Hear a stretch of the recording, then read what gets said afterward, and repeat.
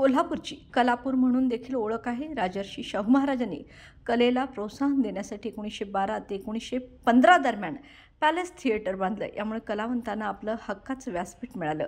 पुढे संगीत सूर्य केशवराव भोसले नाट्यगृह असं नामांतरण झालं. याच ऐतिहासिक नाट्यगृहाला गुरुवारी रात्री 9:30च्या सुमारास भीषण आग लागली.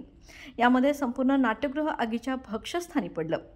आपलं मंदिर डोळ्यासमोर आगीच्या भक्ष्यस्थानी पडताना पाहून कलावंतांना मात्र अश्रू अनावर झालं. आज सकाळपासूनच या ऐतिहासिक वास्तूच्या पाहणीसाठी नेते मंडळींची रीघ लागली आहे. कोल्हापूरचं वैभव असणारं संगीत सूर्य केशवराव भोसले नाट्यगृह आपण पाहिलं. काल रात्री आगीमुळं या ठिकाणी फार मोठं नुकसान झालं. खऱ्या अर्थानं ही वास्तू अतिशय चांगल्या पद्धतीनं महानगरपालिकेनं जपली होती. हेरिटेज स्वरूपाची ही वास्तू असताना या ठिकाणी जास्तीत जास्त लाकडाचा वापर करून याचं या ठिकाणी नवीन काम देखील केलं होतं. एसीच्या स्फोटामुळं साधारणतः प्रथमदर्शनी असं दिसतंय की हे नाट्यगृह जळालेलं आहे.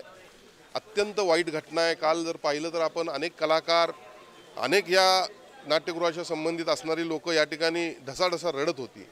आमच्यासारख्या कार्यकर्त्याला देखील आमची राजकीय कारकिर्दी या ठिकाणी अनेक सभा आम्ही घेतलेल्या आहेत. आम्हाला देखील अत्यंत वाईट त्या ठिकाणी वाटत होतं. काल रात्रीच मी 10 कोटीची या ठिकाणी मदत जाहीर केली होती. आत्ताच मी आणि सन्माननीय आयुक्त, सन्माननीय मुख्यमंत्र्यांशी आत्ता बोललो. मुख्यमंत्री महोदयांनी 7 दिवसामध्ये याचं इस्टिमेट सादर करा, हे परत एकदा शासनाच्या वतीने उभारू असा या ठिकाणी आम्हाला शब्द दिला आणि मला खात्री आहे की सन्माननीय मुख्यमंत्री जे बोलतात ते करून दाखवतात. आणि मी या ठिकाणी आजच्या या सन्माननीय मुख्यमंत्र्यांनी ही जी काही जबाबदारी स्वीकारली त्या माध्यमातून करवीर नगरीतील तमाम कलाकारांच्या वतीनं, तमाम प्रेक्षकांच्या वतीनं मी सन्माननीय मुख्यमंत्री मोदयांचे मनपूर्वक जाहीर आभार मानतो.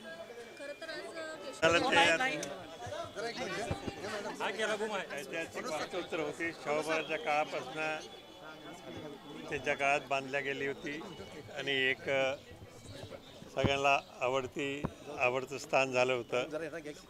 सगळे सांस्कृतिक कार्याचं हे केंद्र होतं.